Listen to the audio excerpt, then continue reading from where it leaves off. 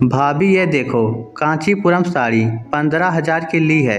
दूसरी साड़ी दिखाते हुए ये वाली साड़ी 10,000 की है। इस तरह अपनी साड़ियों की नुमाइश करते हुए राधिका अपने मायके में माँ और भाभी को अपनी साड़ियाँ दिखा रही थी। भाभी हाथ लगा कर देखो, इतनी महंगी साड़ियाँ तुमने कभी देखी नहीं होगी।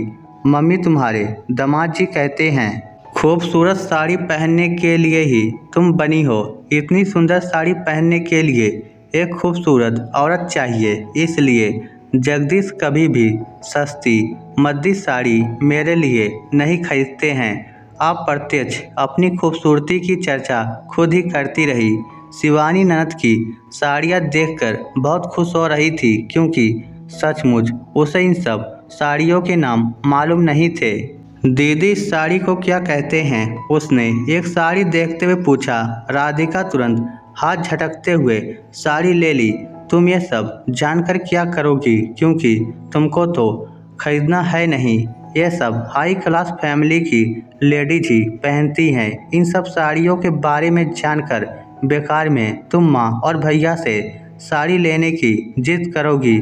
वह लोग भी सोचेंगे कि राधिका ने भाभी को सुंदर सुंदर साड़ियाँ दिखाकर आदत खराब कर दी। इसलिए तुम्हें साड़ियों के नाम जानने की कोई ज़रूरत नहीं।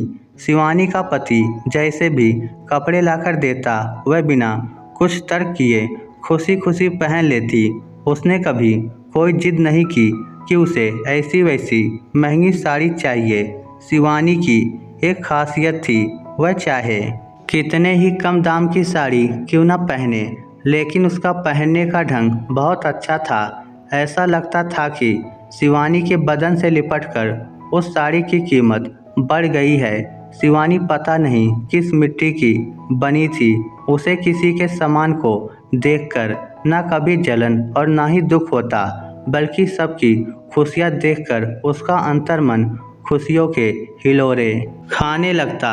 शिवानी अच्छे खासे खाते पीते मध्यम वर्गीय परिवार की लड़की थी, लेकिन उसका विवाह निम्न वर्गीय परिवार में हुआ। इसी परिवार की बेटी राधिका का विवाह जगदीश के साथ हुआ, जो बिजनेसमैन थे। विवाह के उपरांत राधिका के पैर जमीन पर नहीं पड़ रहे थे। सभी के सामने ढोल बजा बजा कर अपनी अमीरी के किस्से सुनाती रहती। शिवानी ने कभी अपने मायके की डींगे नहीं हाँकी। उसका मानना है कि मायका कितना भी अमीर क्यों ना हो, लेकिन उसकी असली पहचान इसी घर से है। उसने अपने मायके में सब कुछ देखा था। धैर्य और संयम और विनम्रता उसके गहने थे, जो कभी भी उससे अलग नहीं हुए। कुछ दिन के बाद शिवानी ने एक बेटी और राधिका ने एक बेटा को जन्म दिया। पूरे परिवार में खुशियाँ ही खुशियाँ थी। 7-8 महीने के बाद राधिका माँ के घर आई। बेटा होने के बाद उसके नखरे ही अलग थे। शिवानी की बेटी बहुत प्यारी गोल मटोल सी थी, जिसे देखते ही किसी का मन उसे गोद में लेने के लिए मचल उठता।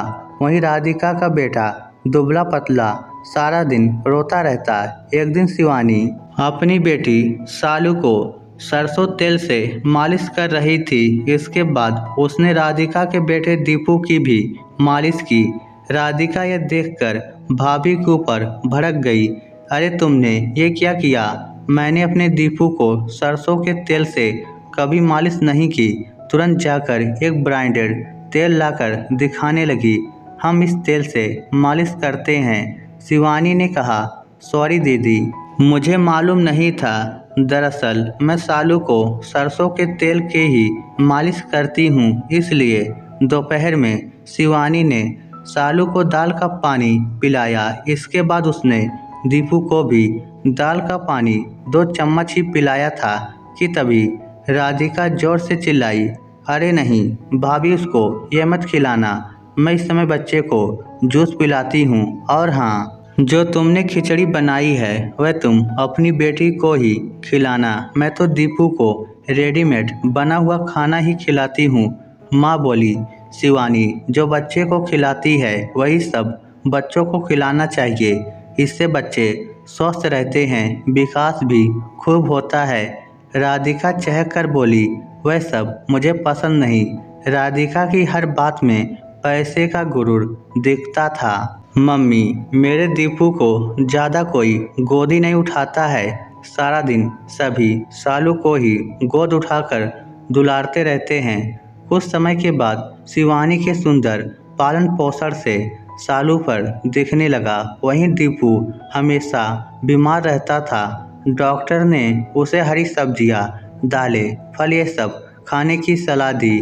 दीपू बड़ा होने लगा, उसे बाहर के ही खाने की आदत पड़ गई। घर का खाना वह बिल्कुल पसंद नहीं करता।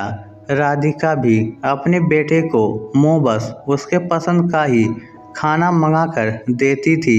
नतीजा ये हुआ, उसके लीवर में प्रॉब्लम रहने लगी। बड़ी बड़ी बातें बनाना राधिका का काम था। अगर शिवानी अपनी कोई राय रखती तो उसे तुरंत झिड़क कर बोलती, तुम्हें तो कोई आइडिया ही नहीं है, ये सब बड़े घराने की बातें हैं। एक बार माँ ने राधिका को समझाया कि अपनी भाभी के साथ बेरुखी से बात ना किया करे। वह भी बहुत अच्छे खानदान की बेटी है। उसने भी अपने घर में सब कुछ देखा है, लेकिन उसने यहाँ कभी अपने मायके का ढिंढोरा नहीं पीटा। मेरी जैसी भी परिस्थिति है उसी के साथ सामंजस्य बिठा लिया। राधिका मुंह बिचकाते हुए सिर्फ हूँ बोली। समय का ऐसा पहिया घूमा कि जगदीश का बिजनेस ठप हो गया। इससे उबरने के लिए उसने बहुत कोशिश की, लेकिन बिजनेस को बचा ना पाया। धीरे धीरे जमा पूंजी भी खत्म होने की कगार पर आ गई, क्योंकि राधिका का हाथ तो खुला था। जगदीश को दूसरा बिजनेस खड़ा करने के लिए पैसों की आवश्यकता थी, लेकिन उसके जो गहरे मित्र थे उसे देखते ही कन्नी काटने लगे। सोचते कहीं पैसों की मांग न कर दे। जगदीश अर्श से फर्श पर आ गए। इन सभी परिस्थितियों का दीपू पर बहुत बुरा असर हुआ। वह मैट्रिक की परीक्षा में फेल हो गया।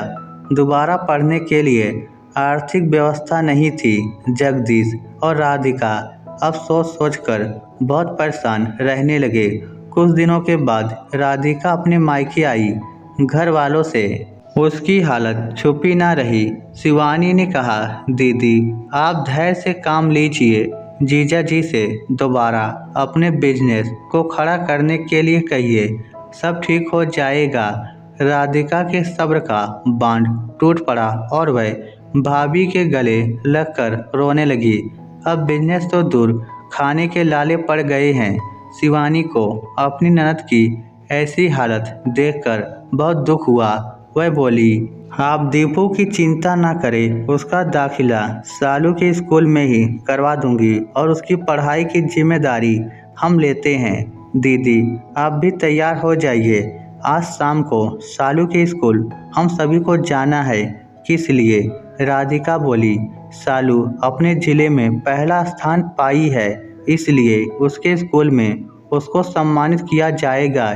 स्कूल की तरफ से हम सभी को इनवाइट किया गया है। राधिका सोचने लगी, उसने जिंदगी के कितने खूबसूरत हसीन पल पैसों के गुरूर में ही खो दिए हैं। काश वह भी अपने परिवार को सुव्यवस्थित रखती तो शायद आज ऐसी नौबत नहीं आती। दूसरे दिन राधिका वापस ससुराल जाने लगी तो माँ बोली, कुछ दिन और ठहर जाओ। नहीं माँ, अब मेरी आँख खुल गई है। मुझे भी भाभी की तरह अपने परिवार को सहेजना है। चलते समय राधिका ने अपनी ननद की मदद के लिए उसके हाथ में 1 लाख दिए और कहा, दीदी इन पैसों से शायद कुछ आपकी मदद हो जाए। राधिका को अपनी आंखों पर विश्वास नहीं हो रहा था कि उसके मायके में इतनी मोटी रकम भी होगी। उसकी आंखें फटी की फटी रह गई। वह बोली, इतना पैसा कहाँ से आया? शिवानी बोली, दीदी मैंने थोड़ा थोड़ा करके सालू की पढ़ाई के लिए बचाए थे। अभी इन पैसों की उसे ज़रूरत नहीं है। आगे की पढ़ाई के लिए उसे स्कॉलरशिप मिल गई है और स्कूल की तरफ से उसकी पढ़ाई फ्री कर दी गई है। अभी इन पैसों की आपको आवश्यकता है। राधिका अपने किए पर बहुत शर्मिंदा थी। भाभी को गले लगाकर रोने लगी। भाभी मुझे माफ़ कर दीजिए, आपने मुझे सही सीख देने की कई बार कोशिश की, लेकिन मैं हमेशा आपको दुत्कारते हुए अपने अहंकार में चूर रही। इस स्टोरी को लेकर आपकी क्या राय है? नीचे कमेंट करके हमें ज़रूर बताइएगा। धन्यवाद।